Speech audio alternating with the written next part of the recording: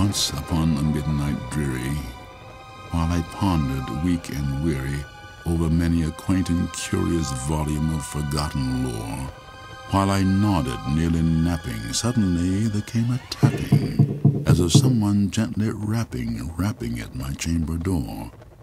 'Tis some visitor tapping at my chamber door.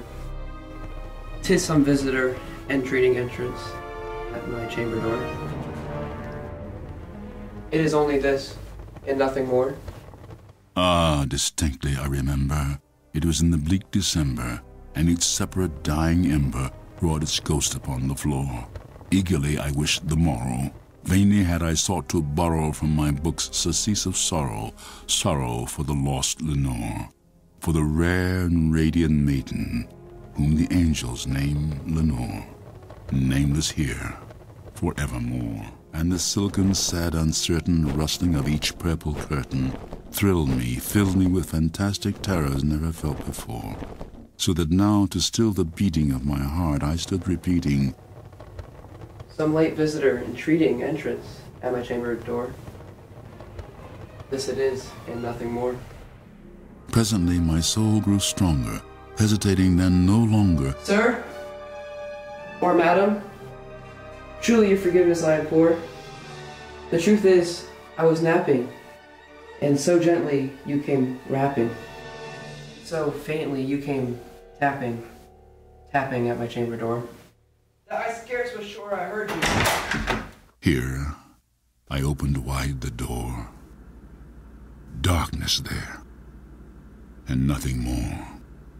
Deep into this darkness peering, long I stood there wondering, fearing, doubting, dreaming dreams no mortal ever dared to dream before.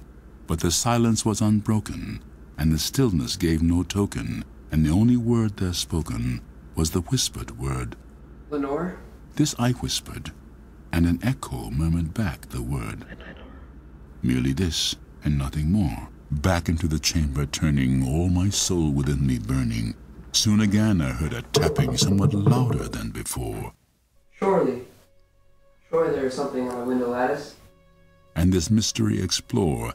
Let my heart be still a moment, and this mystery explore.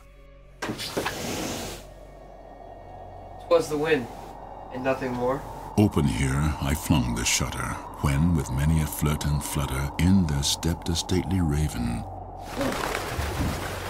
of the saintly days of yore. Not the least obeisance made he, not a minute stopped or stayed he, but with mien of lord or lady perched above my chamber door, perched upon the bust of Pallas just above my chamber door, perched and sat, and nothing more. Then this ebony bird beguiling my sad fancy into smiling by the grave and stern decorum of the countenance it wore.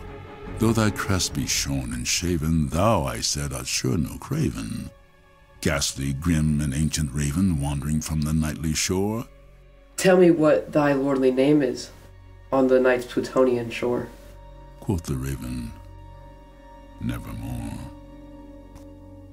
Then methought the air grew denser, perfumed from some unseen censer, swung by seraphim whose footfalls tinkled on the tufted floor.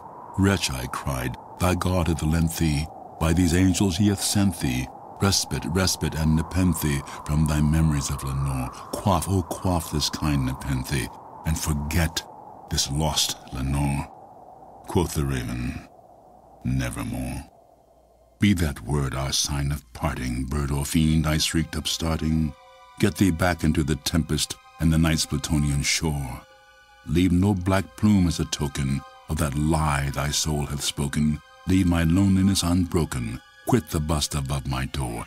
Take thy beak from out my heart, and take thy form from off my door. Quoth the raven, nevermore. And the raven, never flitting, still is sitting